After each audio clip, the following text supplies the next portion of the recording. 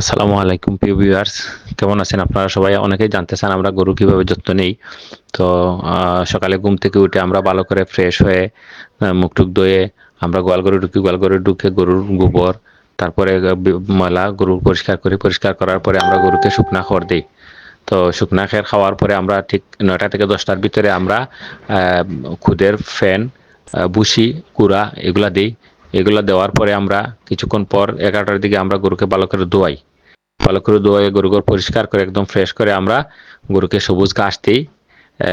12টা থেকে 1টার ভিতরে আমরা গরুকে সবুজ ঘাস দিই। সবুজ ঘাস খাওয়ার পরে গরু 3টা থেকে 3টা, 4টা, 5টা এই পর্যন্ত গরু বিশ্রাম নেয়। বিশ্রাম নেওয়ার পরে আমরা আবার গরুকে শুকনা খের দিই। শুকনা খের খাওয়ার পরে আমরা রাতে আমরা কি করি, সন্ধ্যার পর আমরা আবার গরুকে সেই পরিমাণ দানাদার খানি, কুড়া অথবা খুদের যাও আর যে দানাদার ভুসি এগুলো আমরা দিই।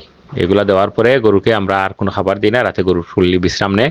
আপনার রুটিন মাফিক এইভাবে খাওয়াবেন, সব প্রতিদিন এইভাবে খাওয়াবেন, তাহলে গরুর কোনো সমস্যা হবে না, খাবারের সমস্যা হবে না, হজম শক্তির সমস্যা হবে না, গরু মোটা তাজা হবে। তো ভালো থাকেন, লাইক কমেন্ট শেয়ার দিয়ে অন্যকে দেখার সুযোগ তৈরি করে দিবেন। আসসালামু আলাইকুম ওয়া রাহমাতুল্লাহি ওয়া বারাকাতুহু।